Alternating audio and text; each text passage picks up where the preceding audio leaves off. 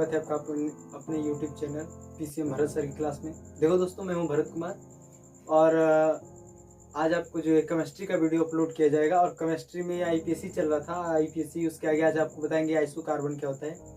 और अगर आप हमारे चैनल पर नए हैं तो वीडियो को अंत तक देखिएगा, और अगर वीडियो अच्छा लगे तो लाइक करिएगा, कमेंट करिएगा और चैनल को सब्सक्राइब कर लीजिएगा, ताकि आपको वीडियो का नोटिफिकेशन मिलता रहे और आपको केमिस्ट्री बिल्कुल आसान तरीके से समझ में। तो चलिए दोस्तों, स्टार्ट करते हैं। आज का मुद्दा टॉपिक है आपका आइसोकार्बन। कुछ याद हो या ना हो, ये टॉपिक का नाम याद रखिएगा। टॉपिक है आपकी आइसोकार्बन। आइसोकार्बन क्या होता है?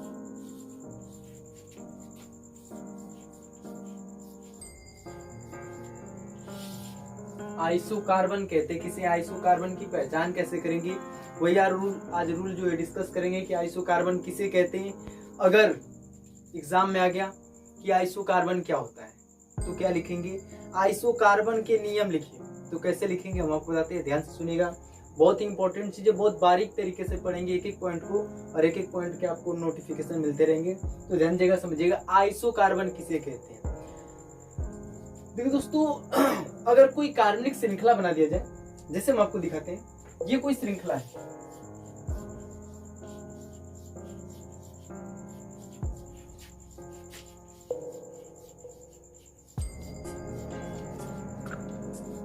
अगर आपसे ये कोई पूछ दे ये श्रृंखला कौन सा है, तो आप सीधे कहेंगे नॉर्मल कार्बन का श्रृंखला है। कौन सा श्रृंखला है? Normal carbon. नॉर्मल कार्बन क्या होता है पिछले वीडियो में आपको बताएगा, और वो वीडियो अगर आप देख करके तब नेक्स्ट वीडियो को अपलोड कर देखेंगे तभी आपको समझ आएगा। तो ध्यान दीजिएगा कि जो आपको सूत्र दे रखा है, संरचना दे रखा है, CH3 single bond CH2 single bond CH2 single bond CH2 single bond CH3। तो अगर आपसे कोई क्वेश्चन कर दे ये कौन सा कार्बन है, तो आप सीधे कहेंगे कि ये आपका नॉर्मल कार्बन है। लेकिन अगर यहीं पे ऐसा दे दिया जाए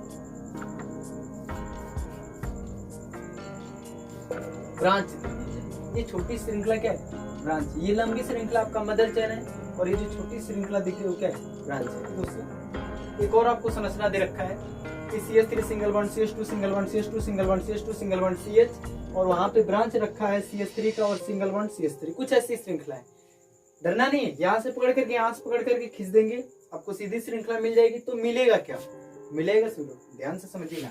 मिलेगा आपको, अगर खींच करके सीधा कर देंगे तो CH3 ये वाला single bond CH2 single bond, फिर ये वाला CH2, फिर इसके बाद सिंगल बॉन्ड, फिर CH2, फिर सिंगल बॉन्ड CH, और ये जो ब्रांच है नीचे लटक जाएंगे CH3 का, और ये हो जाएगा। तो इस तरीके से आपको समझना मिल जाएगी CH3 single bond CH2 single bond CH2 single bond CH2 single bond CH, branch है CH3 का सिंगल बॉन्ड CH2। ये आपको समझना मिल जाएगी। मतलब कहने का क्या है, अगर आपको कभी भी ऐसे कार्बनिक श्रृंखला दिख जाए तो आप उसका नामकरण कैसे करते हैं। तो सबसे पहली चीज आ गई आपकी परिभाषा। ध्यान से लोग सुनिएगा कि आइसोकार्बन किसको कहेंगे, आइसोकार्बन की पहचान कैसे करते हैं, तो हम आपको बताते हैं। ध्यान सुनिएगा, ये इसकी परिभाषा।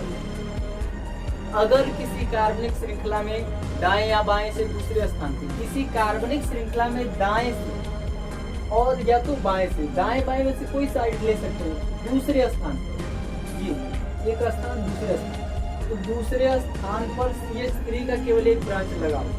किसी भी श्रृंखला में दाएं या बाएं से दूसरे स्थान पर CH3 का कितना ब्रांच लगाओ? एक ब्रांच लगाओ, तो उसको कहते हैं आइसोकार्बन। परिभाषाएं दिमाग में याद करिए, ये आपको रटना नहीं है, समझ लेना है कि अगर कार्बनिक श्रृंखला में दाएं या बाएं से दूसरे स्थान पर CH3 का केवल एक ब्रांच लगाओ, दो नहीं, केवल एक ही होना चाहिए, एक ब्रांच लगाओ, तो उसको कहते हैं आइसोकार्बन।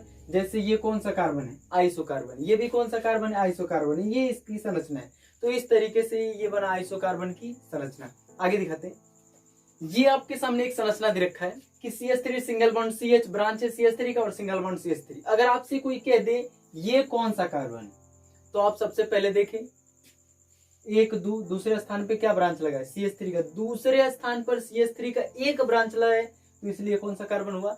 आइसोकार्बन। आइसोकार्बन की परिभाषा ये यदि किसी कार्बनिक श्रृंखला में दूसरे स्थान पर दाएं से हो चाहे बाएं से हो, CH3 का केवल कितना ब्रांच लगाओ? एक ब्रांच लगाओ, तो उसको हम कहते हैं आइसोकार्बन।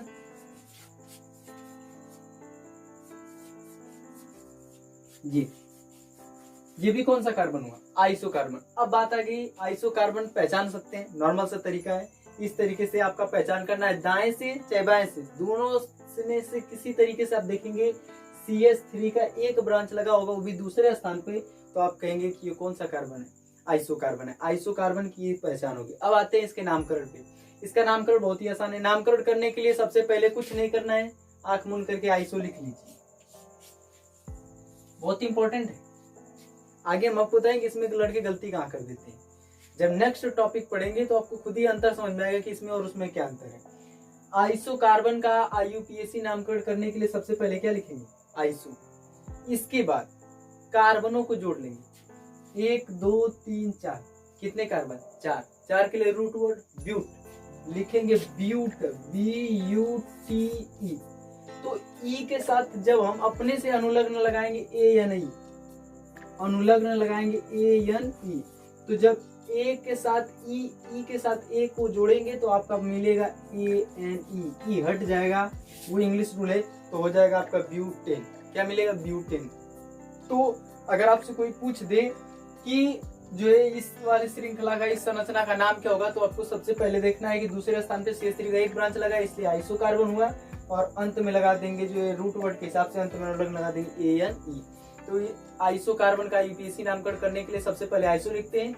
इसके बाद जो है कार्बनों को जोड़ करके, ब्रांच सहित कार्बनों की संख्या को जोड़ करके और रूट वर्ड के हिसाब से अंत में अनुलग्न ANE लगाते हैं। ये हो गया इसका IUPAC नामकरण। तो उम्मीद है इस तरीके का नामकरण आप आसानी से कर सकते हैं। अगर आपको इसका नामकरण करना है तो सबसे पहले देखिए दूसरे स्थान पे CH3 का एक ब्रांच है, आइसोकार्बन हुआ, चुपचाप लिख देंगे आइसो। तो आपने इसका नामकरण करने के लिए सबसे पहले लिख दिया आइसो। कार्बनों की संख्या कितनी, 1 2 3 4 5, 5 के लिए क्या होता है, रूट वर्ड पेंट, और अंत में लगा दिए ANE, तो नाम हो गया इसका आइसोपेंटेन, आइसोपेंटेन। तो इस तरीके से आप इसका नामकरण कर सकते हैं।